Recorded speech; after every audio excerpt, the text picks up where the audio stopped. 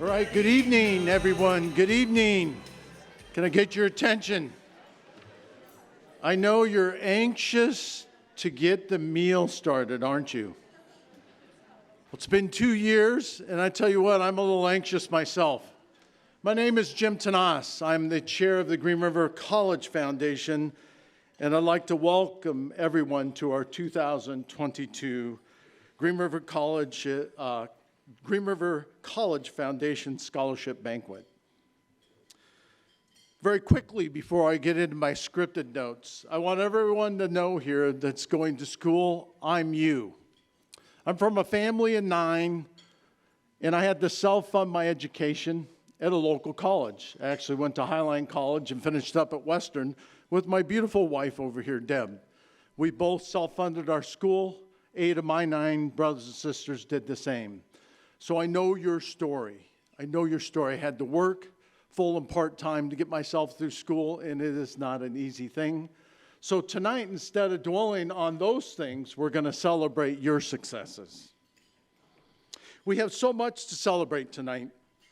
I hope you have all found your tables and will take advantage of getting to know each other. It's a wonderful chance for our donors to meet the students, and for students to meet the donors who make scholarships possible. To encourage that interaction at your tables, we provided questions to prompt conversation about one another. So when we break for the meal, our expectation is you're not going to sit there and stare at each other. You're going to actually have some really engaging conversations around some of our thought-provoking questions. This year's special year. Not only are we back together, again, we're also presenting the inaugural Dr. Hanford Leadership Award. We have a wonderful event sponsor this year, Red Canoe Credit Union. Thank you for sponsoring this year's scholarship banquet. Can we give them a hand?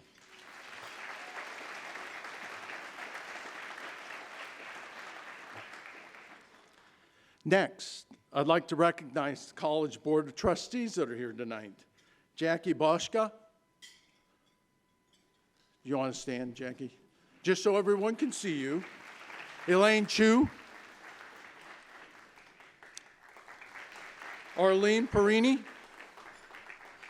And Jennifer Ramirez Robson. Again, our leaders of the college. Thank you. The Green River College Foundation Board members in attendance. And again, stand and stay standing if you would, please. Shirley Bean. Dr. Deb Casey will applause at the end. Adrian Cruson. Bruce DeJong. Dr. Relita Azuno. Char Grunhold. Jason Nelson. Frank Rasmussen. Jim Roddle. John Schneider, Mary Beth Sheehan, Gail Spurrell, and Brent Swearinger. Let's give them a hand for all the work that they do.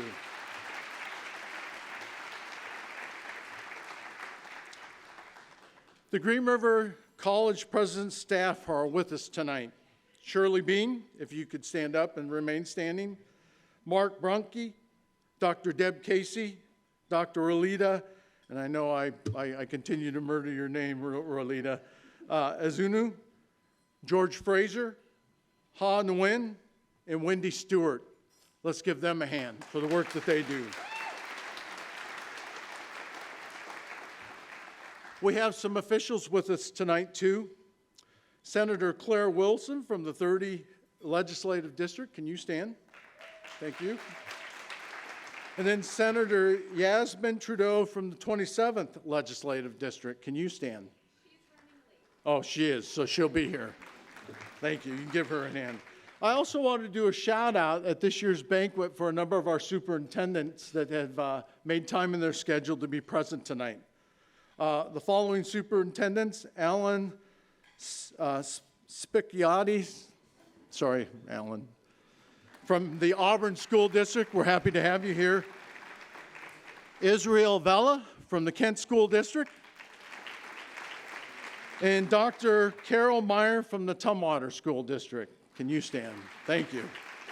And folks, if I missed anyone, my apologies.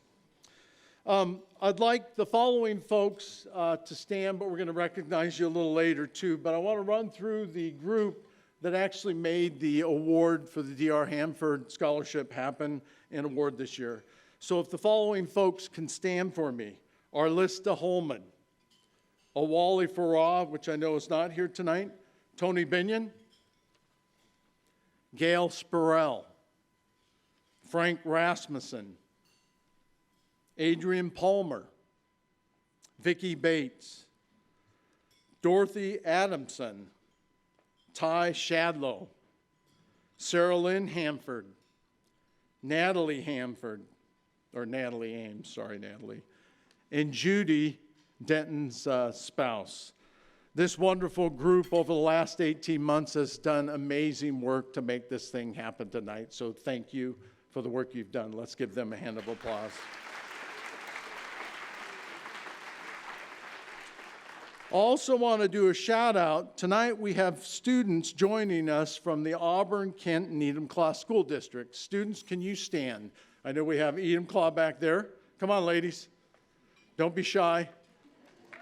The Auburn students, anyone from the Auburn School District, even if you're a Running Start student, awesome. Stay standing. Ladies from Enumclaw and from Auburn. And then I think we have a student or two from the Kent School District here today. Will you remain standing? Anyway, folks, we have these students here tonight so that we can demonstrate to them just how powerful getting an education is. So thank you, students, for being here. You're our next leaders.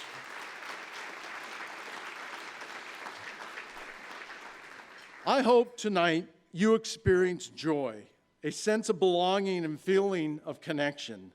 It is so wonderful to have everyone back in the same room to celebrate this event. Again, the next 30 minutes, we're going to enjoy dinner and conversation with each other, and we'll be back shortly. So enjoy your meal.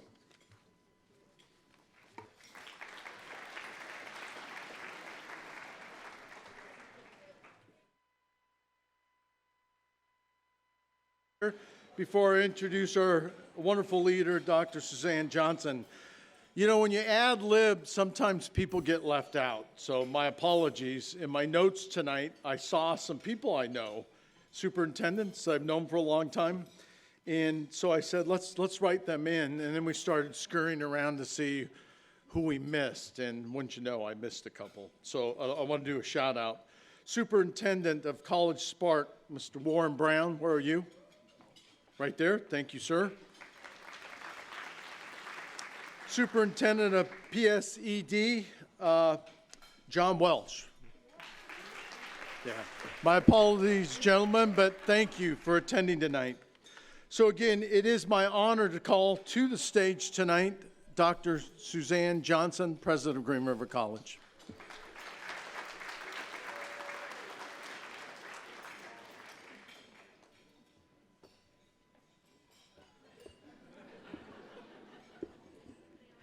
I'll leave it in the right place, Jim, when you get back here. Yeah, it's pretty common. I follow people who are just a little bit more extended than I am. Wow. I am looking around this room, and I truly can't believe it's finally happened. We have talked about this for so long. We have been missing you for so long, for so very long.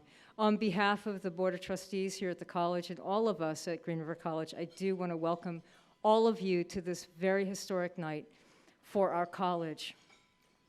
And as we gather tonight, I want to pay remembrance to someone who, if he were still here with us, he would most undoubtedly be here, and that is former president of Green River College, Rich Rakowski.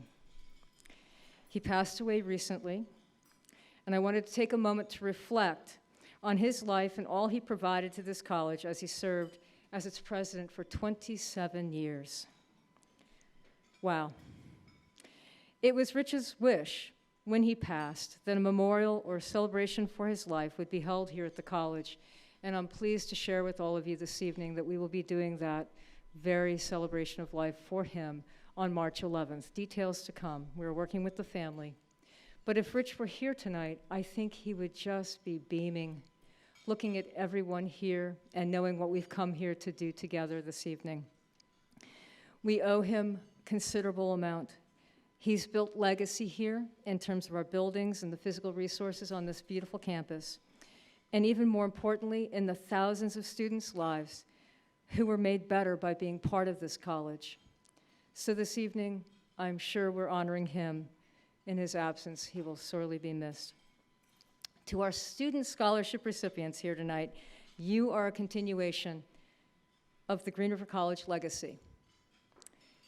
You've chosen us to be part of your education journey. Thank you for choosing us. Your hopes and dreams, knowledge and talents, determination and love of learning will get you far. I know that the donors throughout this room are honored and grateful to be part of your life story. Can all of the student recipients please stand, if you're able, to be recognized by all of us in this room?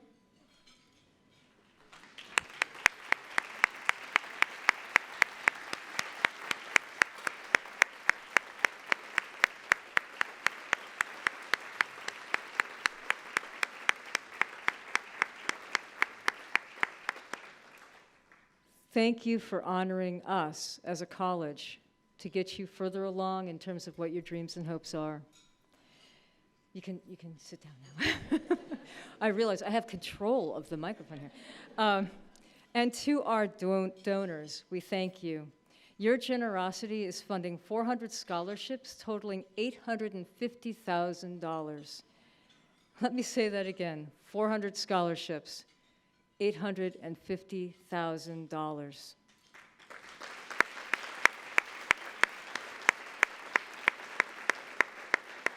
Thank you for helping remove barriers for students to achieve their educational and life goals.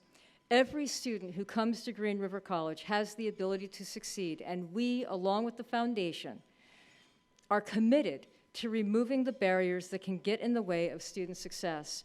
Scholarships are an element of a culture of care where students belong and thrive, and we are building that culture of care every day. This event this evening certainly highlights an aspect of that.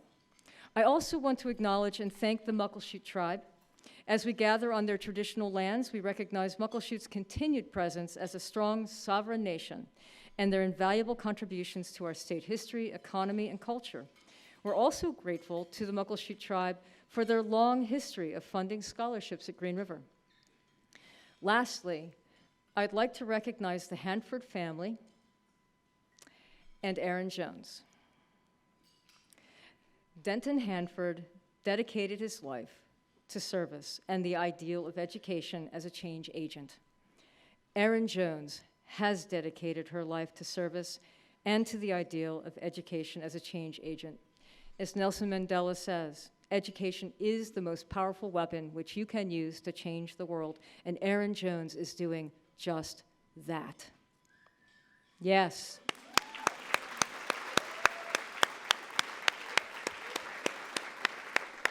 I don't want to get ahead of the program, and I know you're going to learn a lot more about Erin before the evening is over, so let's just pause at that for a later moment. For now, students, donors, honored guests, let us all enjoy this evening together. Let us celebrate the lives of our students and their bright futures, and let us recognize the imperative for all of us to co-create brighter futures for our communities, and especially for those who have been marginalized and minoritized.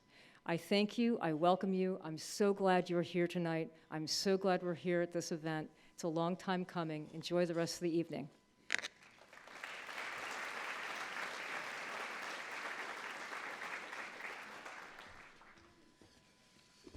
Good evening. I am Noah Down, Director of Philanthropy for the College Foundation.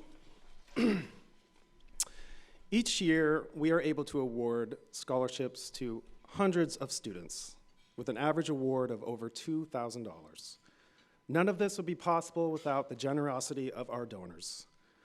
I want to thank you to those who are here tonight and to those joining us live stream. Let's give them a hand.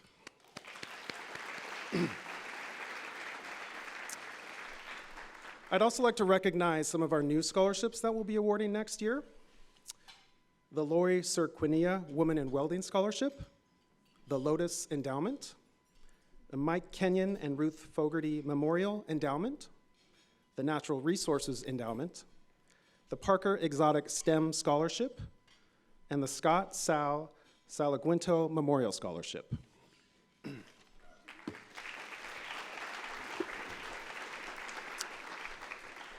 Next, I would like to introduce our first scholarship recipient speaker tonight, Tabitha Anderson, recipient of the Sharing Foundation Scholarship, to share what it means for her to attend Green River College and to receive this scholarship. Tabitha?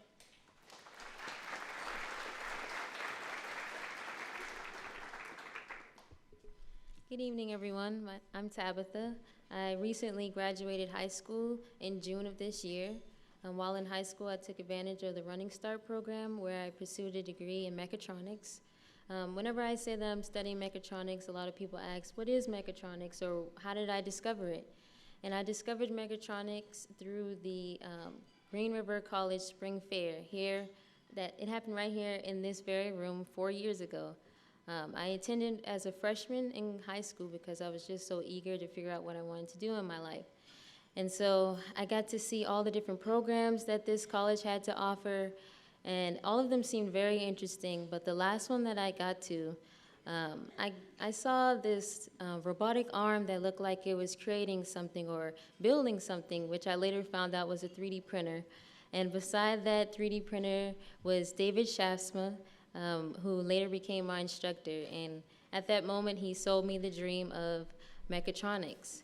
And one of the things he asked me was, do you want to know how robotics are built, or do you want to build robots? And from that point on, I was sold. And so for the past 2 years, I've been studying mechatronics, learning a variety of technical skills from electrical wiring, hydraulic troubleshooting, and PLCs. This has all been through the Running Start program. However, due to the amount of credits or classes needed to complete this degree, I still had 2 classes that I would have to take after I graduated high school that wouldn't be covered by Running Start normally. Thankfully, in the summer, when I took one of those classes, I got an extension from the Running Start program. However, there was still that one class that was, of course, one of the largest accredited classes that I had to take in the fall. And so that's why I applied to the Green River College Scholarship Foundation.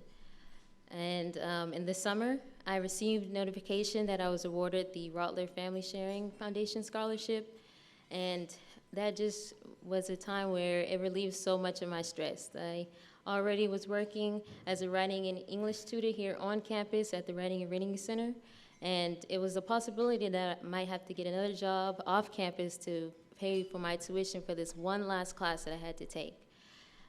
However, because of this scholarship, I will now be completing my degree in December of this year, and I'm looking forward to beginning my career in the beginning of next year. I have already started applying for multiple different interviews here, local large companies, and so thanks to the generosity of the Rottler family and all those at the Scholarship Foundation here at Green River, I will be completing my degree and starting my future. And I had the determination, I had the motivation, but this scholarship is what guaranteed that I completed it. And for that, I'm forever grateful. Thank you.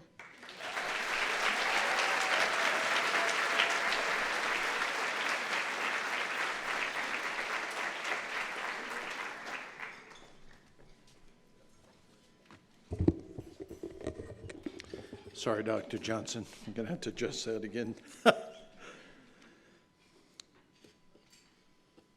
Tabitha, thanks for that. I know standing up here amongst 400 people is not the easiest thing, and let me tell you, you nailed it. Let's give her another hand.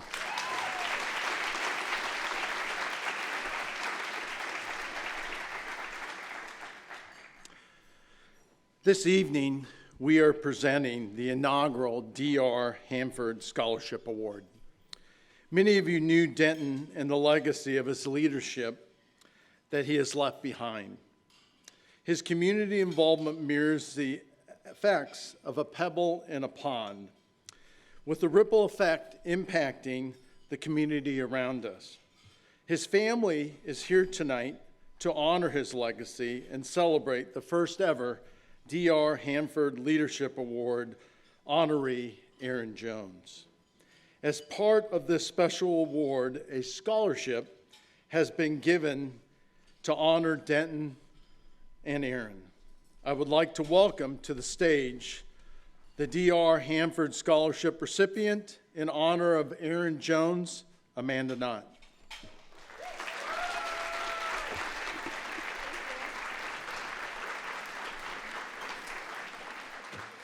Hello, friends. Can everyone hear me? My name is Amanda Knott. I am Green River's Associated Students Vice President of Finance, so I work for student government as well here. I am who I aim to help. So I'm a Washington native, born to a drug-addicted, drug-dealing father and a teenage mother. My mom later married my stepdad, who was in the military. All of my maternal and my paternal figures in my life were either plagued by drug addiction, mental health, or military PTSD. Without proper and solid foundations, it's hard to build onto that. And for me and my family and my community, that's why I am here finishing my AA and ECE diversity studies, starting this year, too, I'm doing both, my infant and child mental health bachelor's.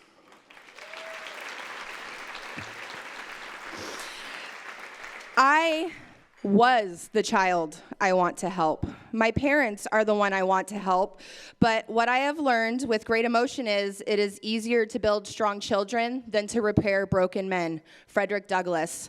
That is the quote that inspired me in 2014 when I started here.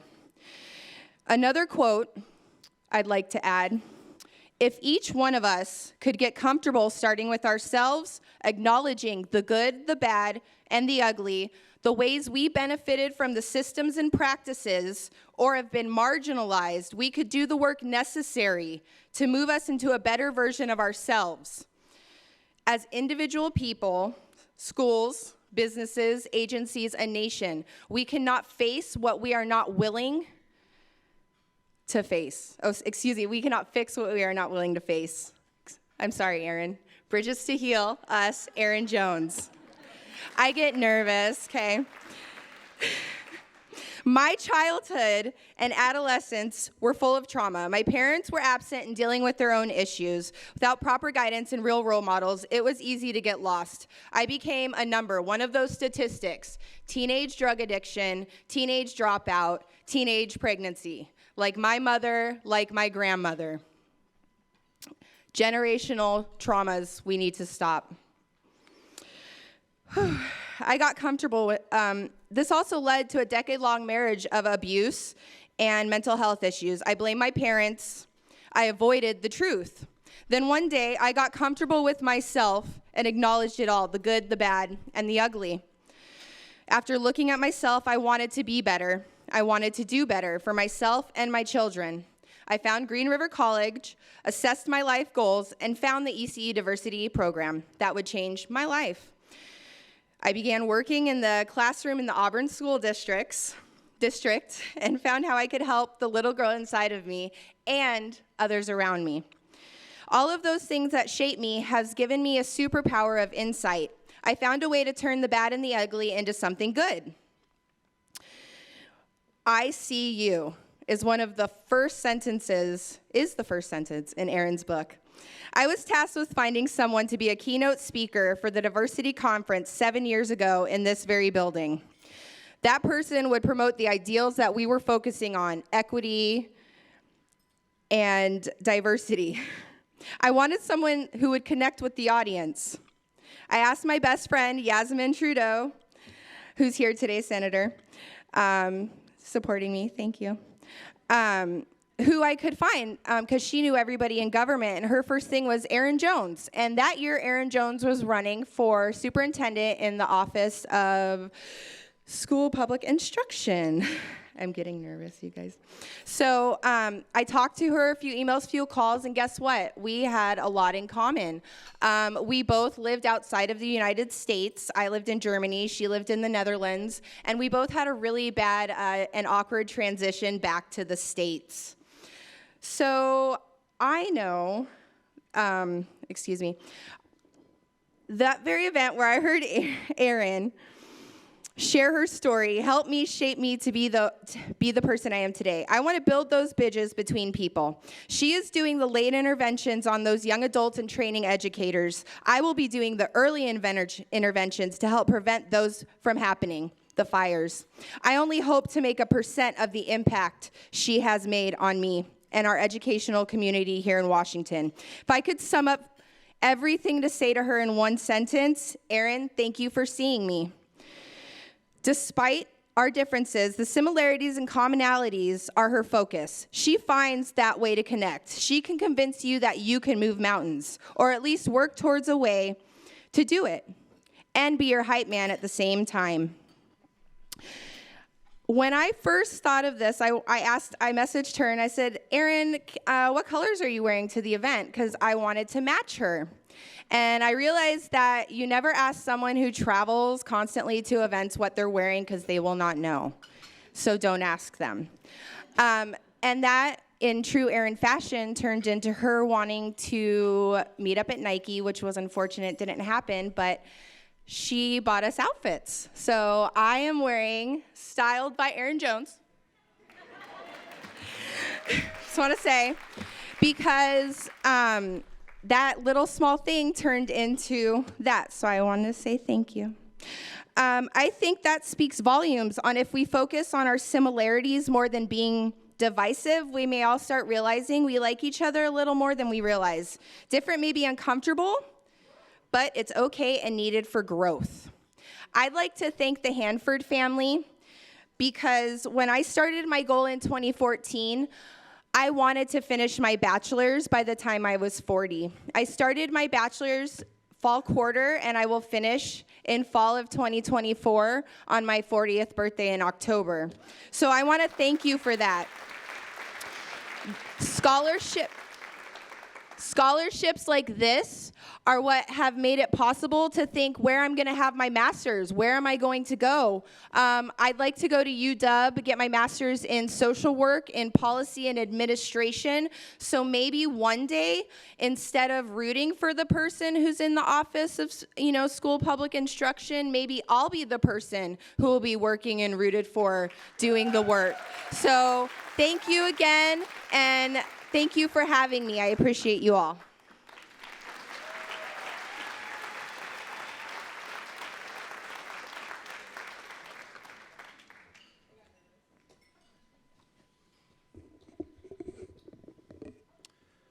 Let's give it another hand for Amanda. And I think we should all stand for that, shouldn't we?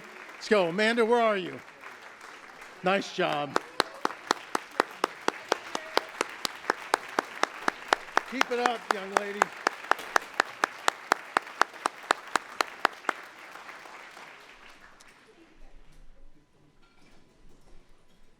All right. I'd like to call a few people to stage. I'd like the Hanford family, all of you, if you would, to come to the stage. Don't be bashful. Trust me, there's a lot of powerful gals here, and they're not bashful. Come on up.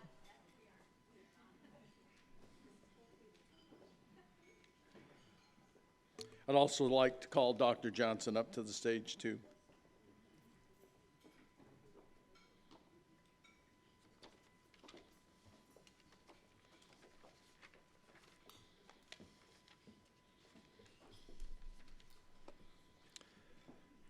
So, before we get into the business of this wonderful award, I do want to do one more shout out, and if you would stand before we make this presentation, I'd appreciate it. A friend of mine always said, great things never happen by yourself, right? You need a village of people supporting you to do that. At this college, we have that wonderful village. It's a family. And if it weren't for that family of staff, leaders, educators, students, all those that help, we couldn't get this done. So I want to do one more shout out to our event committee who's worked tirelessly for the last 18 months to make this first inaugural award happen. So if you'd stand one more time. Orlista Holman, Awali Farah, Tony Binion, Gail Spurrell, Frank Rasmussen, Adrian Palmer, Vicki Bates, Dorothy Adamson, which is Erin's mom, Ty Shadlow, who keeps her organized and straight. Ty, where are you? Stand, please. And again, the Hanfords. Let's give them a hand for all that they do.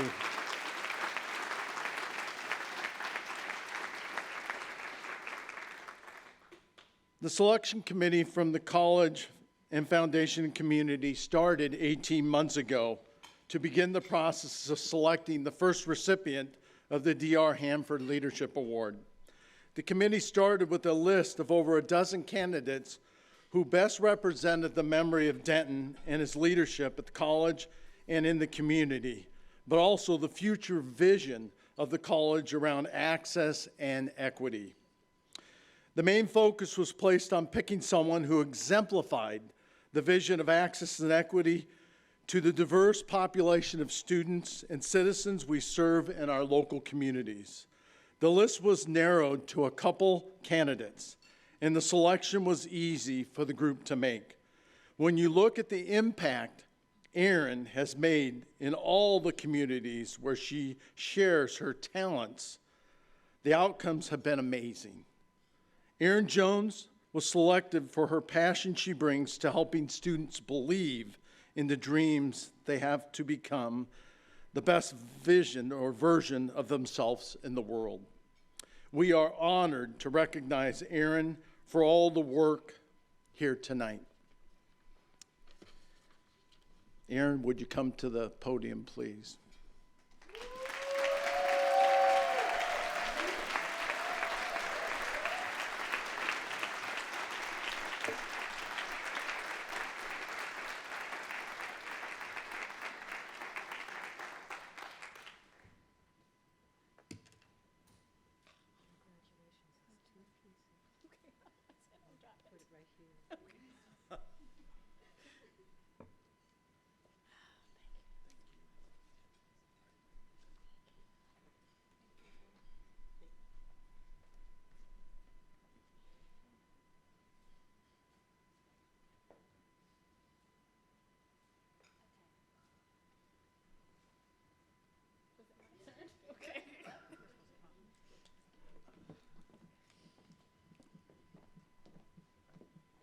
It's my turn.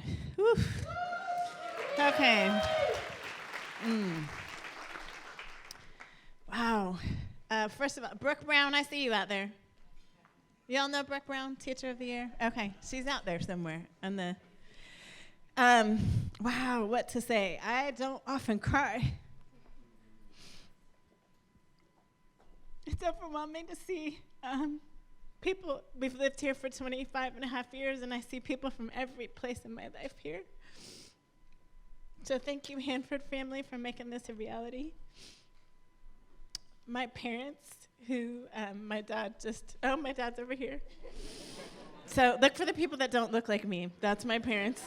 And for those who don't know the story yet, you'll know the story by the end of tonight. But without my parents choosing a little baby in the Children's Home Society 51 years ago, I would not be here.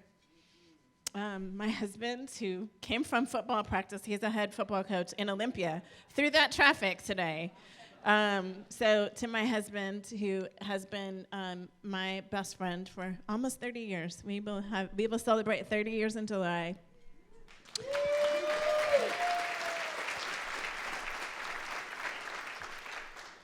I wish our kids could be here, but our oldest son, who actually coaches with my husband, is not feeling well. Our daughter broke her foot. Yeah, it's just kind of a hot mess of a day. And our youngest son lives in LA. He just got his first six-figure job, y'all. Six-figure job. I got into the wrong industry, I think, for that. But anyway, so thank you to my family. I want to thank my students who are here. I mean, I think that's the thing. I may not be a classroom teacher right now, not a regular one, but I want my online students to stand up. Could you stand up, please? We're going to count you two. We're going to count you two. Oh my gosh. So, yeah, I try to get out of the classroom and I end up back in it. And so these young people, and there are a couple of the young people in here who have been with me for the last 2.5 years online, every week. I have one that took a bus from UW tonight to surprise me here. I mean, that's the kind of students that I get to serve. I want to thank my colleagues who are here. So if I have ever taught with you, can you stand up? If I've ever taught with you or taught under you, one of my principals is here, so I need you to stand up, Carol. I need you to stand up. Yeah.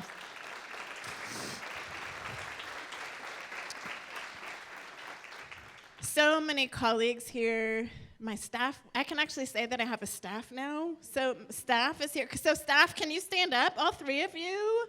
All three of you? And one of them's about to be my daughter-in-law, too. I know, kind of awesome. So many people here. I've got people here that I sit on boards with. Girl Scouts of Western Washington, shout out to y'all. College Spark, shout out to y'all. I sit on 2 boards at the state level and then 1 in DC. But thank you to my fellow board servers. We've gone through some stuff in the last couple years. To my friends, man, so many of you that I can't call you out because I will miss someone, but I just, gratitude is something that's really important to me.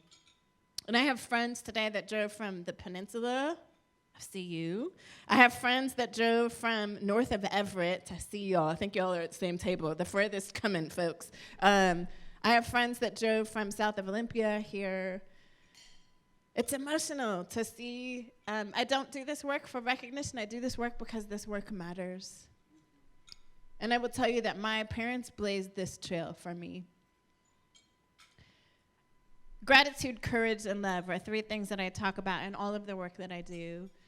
And so I want to share a little bit. Many of you have heard my story before, but for those of you who have not, and how many high school students? Raise your hand if you're a high school student, because I know there are guests here who are high school students. This is for you. I'm going to share a little piece of my story. This is specifically for the high school students who are here today. I was born 51 years ago, out of the body of a white woman. My daddy was obviously not a white man. And I was sent to the Children's Home Society. And this couple would show up one day and ask who are the babies that probably won't get adopted. The black babies. Oh, let me tell you, it was also Minnesota. And so these 2 would take a huge risk in adopting a baby who looks like me. And not only did they adopt me, but they chose to take teaching jobs in another country so that I could have the opportunity to travel. And what's really crazy, and I haven't talked to them about this lately, but I know, Dad, that Dad was offered a job at the American School of Iran first, weren't you? Think about that right now. My dad's first job offer was the American School of Iran in 1976. So if you haven't been paying attention, some things have been happening in Iran. And I've thought a lot in the last couple weeks. My dad decided to say no to that job because I was his kid and he knew what we'd be getting into. Because if you think about who was in Iran, what Americans were in Iran, oil, South, may not be such a great place for this. And so my dad, instead of saying yes to that job, said no. So the second word for me is courage. My dad, to me, is absolutely the picture of courage. He doesn't see himself that way ever, but I want to say in front of all of them, you're the most courageous human I know. I love you, Dad. But because my dad said no to that job, he would say yes to the American School of The Hague. And this little once orphaned kid would get to grow up around royalty. The Dutch Queen came through our school every year. From the Queen Mother, Juliana, to Queen Beatrix. her son and I were in Model United Nations together. He was known for being kind of a hot mess. He is now a king. But I got to be around some very powerful people because my father said no to one thing and yes to another. Without knowing, he'd never traveled outside of the United States. He wasn't they're from Iron Range, northern Minnesota. And we would find ourselves at one of the most amazing private schools in the world that, by the way, our school at one point was in an old World War II women's prison. That's what the Dutch government allowed us to be in. But the most amazing things happened in our classrooms. Amazing things happened in our classrooms. I got to see Europe as a child. The school was very expensive, and people ask all the time, what did that expense go to? Well, I'll just give you a little taste. In the 4th grade, we lived on a shrimp boat for a week. In the 5th, actually maybe that was 5th grade. 6th grade, 5th grade, we visited North Holland for a week. 6th grade, we went to Belgium. 7th grade, we lived on an island in the south of France. Imagine being a 7th grade child, being able to try on a princess gown, like a real one in a castle, like a real castle. Imagine being a boy, being able to try on real plated armor and hold a real, imagine, like school becomes something very different when you're not just reading about it in a textbook. In the 8th grade, we studied Shakespeare for an entire year and went and stayed for a week in England. Went to the Globe Theater twice. School becomes a very different thing when you're not just reading about it in a textbook, when you're actually living it. And that's what school was for me. And I knew even as a little girl, school matters. And I sucked the life out of school. Whatever I could get out of it. And I was such a weird kid. I was learning languages on my own. I carried around little notebooks, and I would write down Dutch words and English words and then French words. And my father took a job in the summers teaching computer programming at a school that also taught French. And so I said, well, I'm going to learn French too. I started learning Arabic and Hebrew as a 4th grader because I had a girl in my class from Israel and a boy in the class down the hall from Palestine. I'm like, if I'm going to make the connection, I need to speak their language. I was a weird little kid, but I knew because I was around powerful people that the ways to connect is communication, and we have to find the common ground. Amanda talked about this. I've been looking for common ground since I was a little girl.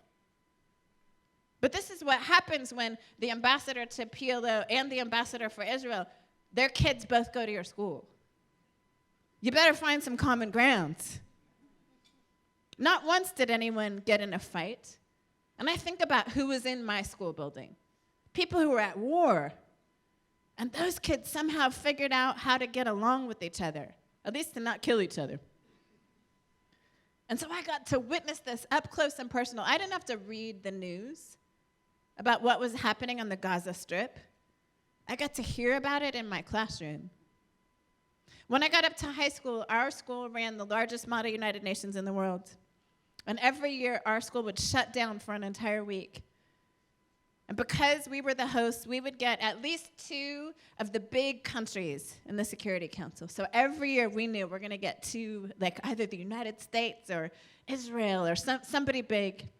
And I can remember, it's freshman or sophomore year, we get Israel. And do you know who trained us? The Israeli ambassador trained us. We didn't have to go read encyclopedias. He and his staff came in and trained. And so as a young person, I was meeting very powerful people. And I knew instinctively I was not the rich kid who could afford to attend this school. I was the teacher's kid who was getting to attend this school. And so I better take advantage of every opportunity, and I did. I played 3 varsity sports, and as part of athletics, my dad was actually my coach. Kind of a funny story. My dad is a tall man, and because he's a tall man, they assumed he was a basketball player. So when they needed a basketball coach in middle school, they just assigned him. My dad is not a basketball player. But I developed a love for basketball because I love my dad. And I would play all 4 years. And I stayed on JV just so I could have my dad as a coach. Even though I was 6 feet tall at 12. I stayed on JV so I could have my dad as a coach 1 more year. My dad came to every single game that I played in. And I would get up to high school, and part of playing sports in Europe in our system was you would play a home game and then you'd travel to another country and play against their team. And then when the game was over, you would get picked by one of your opponents, and they would take you home to their house and feed you a meal. And you would stay at that house. I want you to think about that. We didn't stay in hotels. We stayed in people's homes and we ate their food. And we slept in their beds. And oftentimes, unfortunately, there's no drinking age, so also every major city in Europe has an American bar for kids, y'all. For teenagers. And what happened my freshman year is as soon as you were a freshman, often what would happen, we would eat a meal and then they would drop us off at the local American bar. Well, I had made a decision as a 13-year-old kid, I will never touch alcohol. Not because I think I'm all that, but I had heard my dad tell stories to my mom. I think they thought they were doing it really quietly, but I was listening. And I heard my dad telling stories about the dumb things that kids did when they were drunk. And I knew as the teacher's kid, I couldn't afford to get bailed out. So I made a choice at 13, I will never drink. But we would still get dropped off at these bars. And I remember my freshman year, I would sit outside the bar and do my homework. Because I'm not going into the bar. And by the way, smoke and this hair does not match. Yeah, you know, right? You know, us curly-haired folks, the smoke just soaks in. And there was no smoking age either. So the bars were filled with smoke. And I knew if I stayed in a bar for more than 10 minutes, I was going to have to wash my hair 3 or 4 times. And y'all, this takes way too much effort to wash 3 or 4 times. So I would stand outside the bar, and I would do my homework sitting outside. Well, if you saw the rain outside today, that is all of Western Europe all the time. So I would sit out in the rain and do my homework. I was so determined to finish my homework. And then after freshman year, I realized, wait, I'm in Paris, sitting outside a bar. Why don't I walk to the Champs-Élysées? Or the Tour Eiffel? I'm in Greece. Why sit outside a bar? Why not go see the Parthenon? Now, I think about this as a parent now. That was probably not really wise that I just went and traveled by myself. Sorry, Mom and Dad. But I would travel to these amazing places. Well, guess who I met? One day I met Ringo Starr. He happened to be coming in as I was going out to walk. I met Ringo Starr. I've met some really amazing people because I was out in community, living instead of sitting in a bar getting drunk. And that taught me a lot, too, about the decisions we make, even as a young person. Because here's the other thing that happened. We would play a game on a Friday night. We'd get dropped off at the bar. We would have another game on Saturday morning. Who was ready for that game? So I learned also how to be the best one on the court. It was just sometimes just not drinking, right? It didn't necessarily mean I was the most athletic sometimes. I was the most prepared. But it also taught me the consequences. When you're on a team, we all suffer when our teammates are not holding their weight. And I knew, even as a 14 and 15-year-old, I want to make sure when I show up with all of me. And I may make mistakes, but I'm going to show up with all of me every game. And I learned all these lessons, and I knew by the time I got to the end of high school, I want to do something with my life that makes a difference. And what I had seen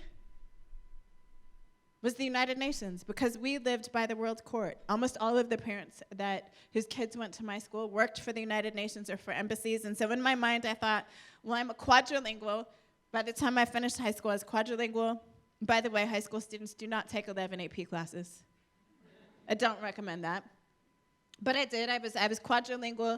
And I thought I could come to America and become an interpreter and then come back and work for the United Nations. Or I could become a politician, an international lawyer.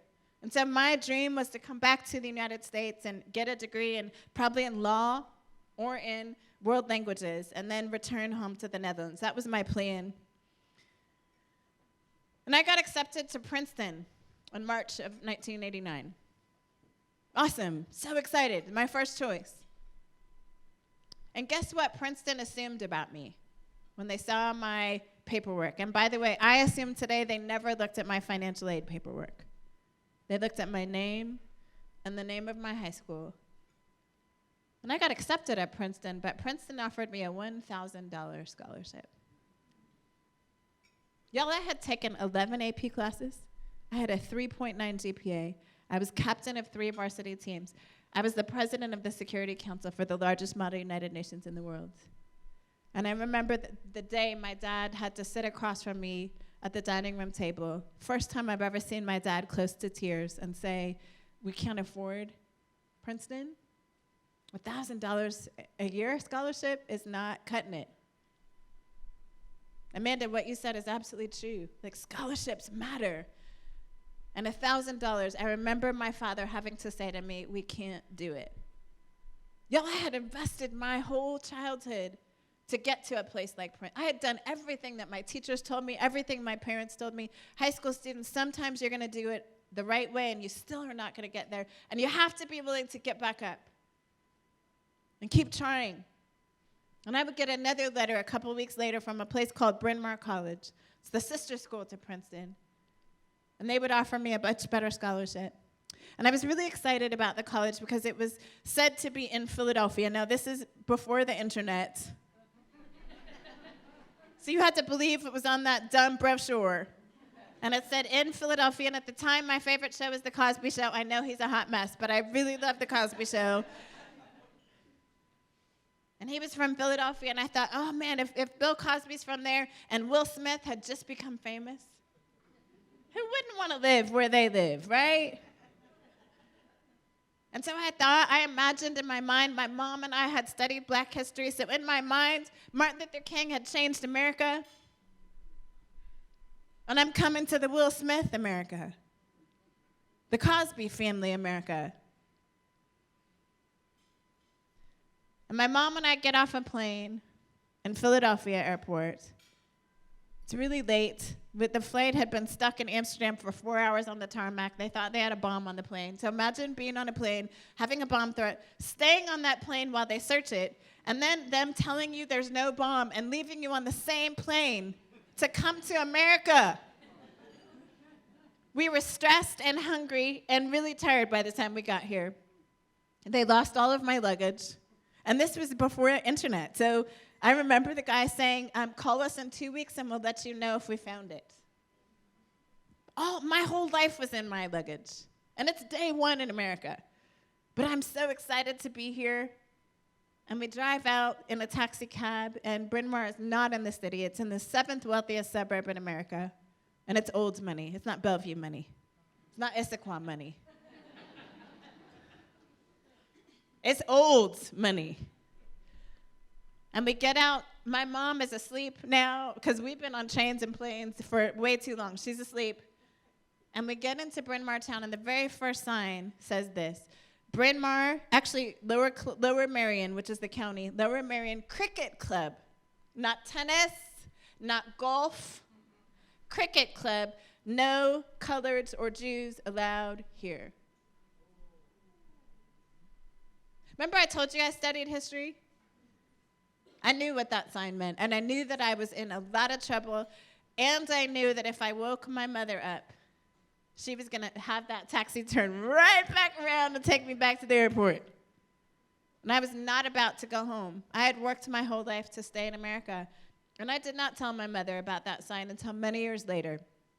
And we would find out just a few years ago when I attended one of my first Bryn Mawr events in Portland that sign did not come down until 2012. I want you to imagine being a colored girl in a town where a sign like that could be on the main street.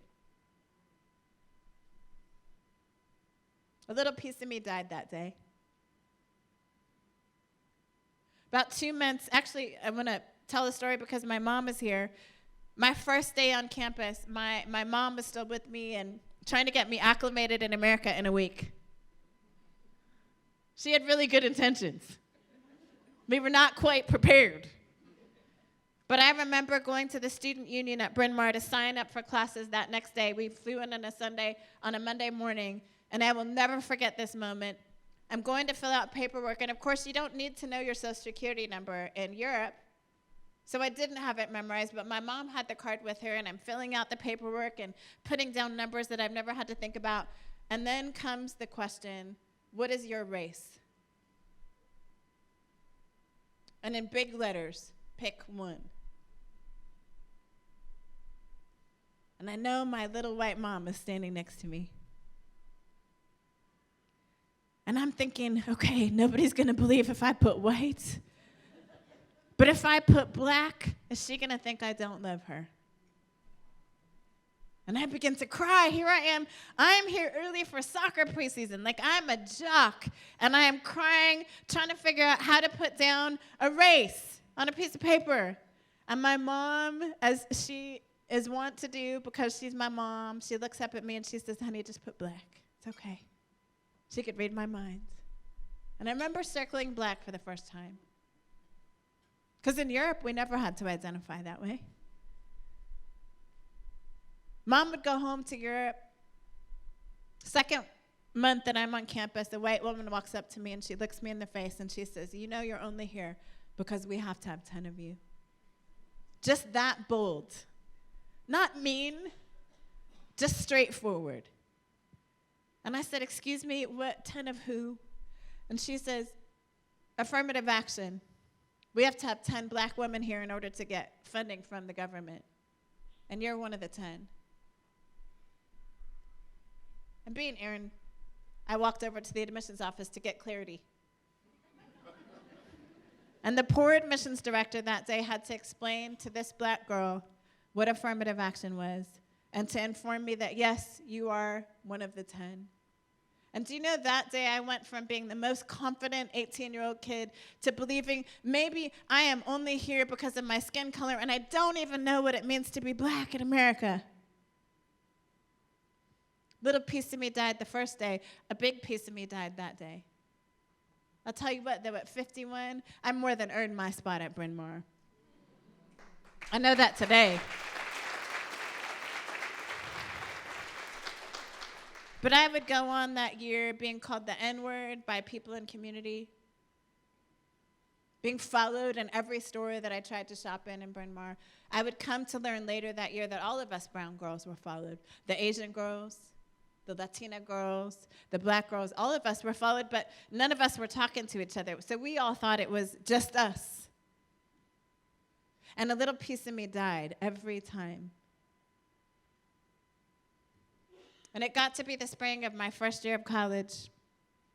And I had been a star on the basketball team. Even as a freshman, I played every single minute of every game. We won every game that year. And do you know my coach never once checked on me after we won our last game? Never once checked on me. He knew I had nowhere to go for spring break. I had no family here. My coach never checked on me. And I had him for soccer, his same coach, soccer and basketball. And never checked on me. I stopped going to class. I stopped eating. I stopped leaving my dorm room. I know today I was depressed, but we didn't have a word for that back in 1990. I stopped believing that I could change the world. And one day, first weekend in April, on a Saturday, I would wake up to the sun shining on my face. And I felt this urge, just get up and leave, Erin. Just walk. You got to get off this campus, get out of your room. I put a T-shirt on and some shorts and just started walking. And I ended up 3 towns outside of my college town. And suddenly, everybody there was black. All the houses were really tiny, but everybody there looked like me. I was like, where have these people been? How did I not know? Well, it turns out it's where the help lived. It's where the black families lived who worked in the white people's mansions in my college town. But right in the middle of that little community was a beautiful outdoor basketball court. And a game was getting ready to start that day. And this very tall man yelled out to me, hey, girl, you look like a ball player. Get out here. And he was somebody you did not say no to. I could tell. You just didn't say no. So I was like, okay, I've never played street ball before, but I'm going to, okay. And I would play all day with this man and his kids and a bunch of their friends, and they kept calling him Jay. I was like, Jay, man, he's obviously important. He was probably in his late 40s, and he could dunk from a standing position. Just jump, straight up, dunk. Like, no problems at all. He was still the most amazing person on the court in his late 40s. Game gets over. He gets into a Mercedes-Benz with his 2 boys, and I'm like, man, this man is not from here. Who is this? And I turn to these 3 high school-age black boys and say, who's this Jay guy? And they said, Jay? How do you not know Jay? I'm like, I'm from the Netherlands. And they said, Dr. Jay? So if you don't know who that is, Google him later. Google him later. But I would play basketball with one of the greatest NBA stars to ever have played the game that day, and had no idea. And I sat on the sidelines with these 3 black young men who couldn't understand how I did not know Dr. Julius Erving. And I tried to explain to them, I'm from the Netherlands. Like, we just got the NBA in 1986 with Michael Jordan. I know Michael Jordan really well. Isaiah Thomas, know really well. I don't know this Jay guy. Like, he's a little bit older than the people I got to watch. And these young men could not understand where the Netherlands was, had no context. And I turned to these boys and said, how do you not know where Europe is? Where are you going to school? And all 3 boys said, we stopped going to school a couple years ago. I said, I thought in America every kid had to go to school until they were 18. And they said, well, that may be true, but nobody has ever come looking for us. And being the eternal educator that I am, I didn't know it at the time, I said to them, what's your dream for the future if you're not going to get a high school diploma? And all 3 boys said, we don't expect to live to be 21. Why would we dream about a future? And I knew in that moment exactly how I wanted to live the rest of my life. I knew in that moment that my parents had been changing the world their entire lives as teachers. I just had never seen it until that moment when I realized how powerful educators are. And I knew in that moment how I needed to live the rest of my life, and I ran all the way back to my dorm, and at the time you had to call an operator to call Europe. Some of y'all are too young to know what that is. But I'm sure I woke my parents up in the middle of the night, and I am crying on the phone, Mom and Dad, thank you for being my champions. Thank you for being world changers. Thank you for loving me, but also thank you for teaching me and showing me the way. And I made a decision today how I know exactly what I want to do with the rest of my life. I want to be a teacher just like you, but I want to teach kids that look like me. Because I believe that every child in this country deserves to have educators like you were for me, and I want to be that. And that's why tonight for me is so powerful, because it's all I've wanted to do. I did not go home. I told my parents on the phone that night, I'm not coming back. I need you to understand how big a deal that is to be an 18-year-old kid saying to your parents, I'm not coming back across the ocean. I've been in America now for 32 years. I don't regret 1 second of it. And it was hard to live without my parents for 20 years. They retired from teaching at 65 because that's the rules in Holland. 65, done. That's the best part, is they got to come and live with me and watch us raise our children.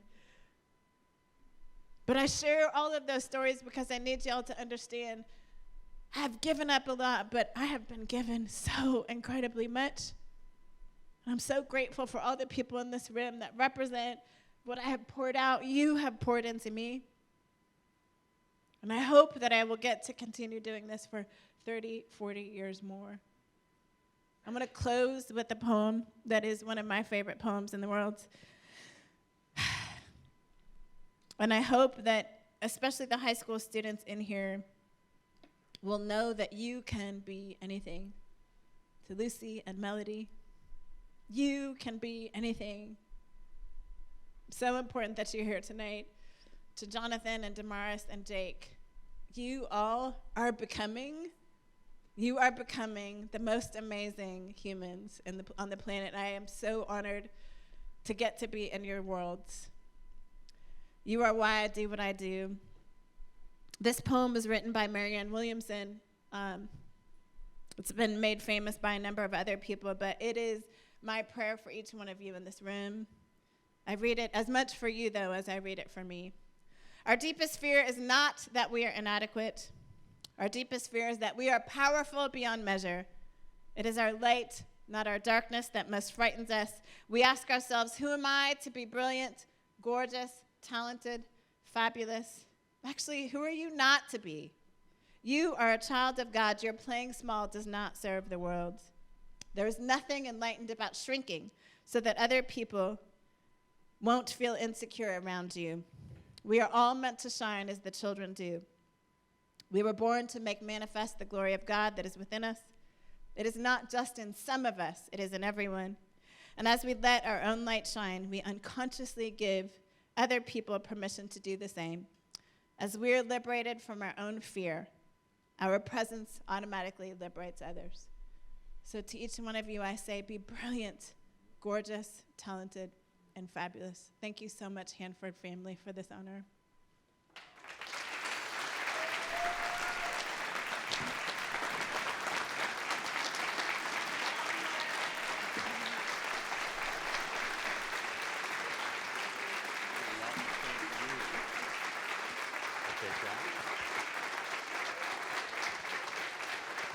Some pretty amazing people out there. You think you're all right.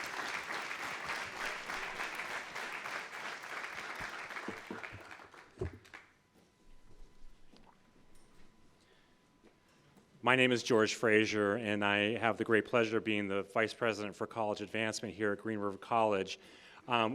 One thing I would like to do is I lead an amazing team of fundraising, marketing, and communication professionals, and all of the things that happen tonight are because of their efforts, and I'm very proud to be their leader and very proud to be supported by them. So they're standing around. Stand up if you're there. So Michelle and Jason and other folks out there.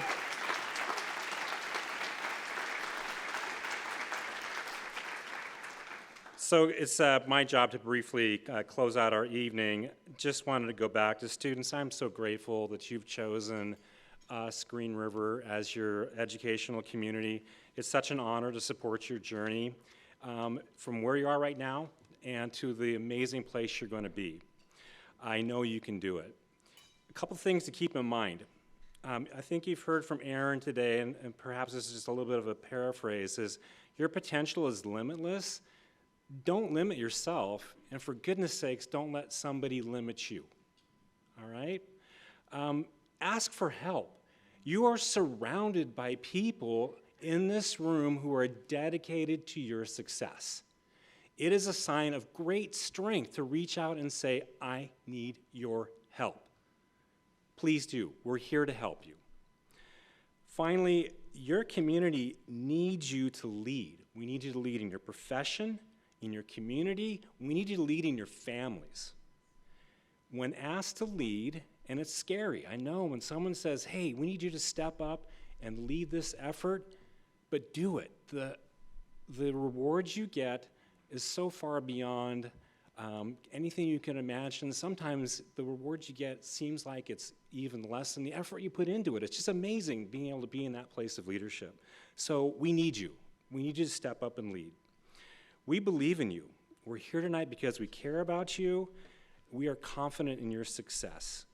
We are amazed. We are going to be amazed by what you are all going to do in the world. I can't wait to see it.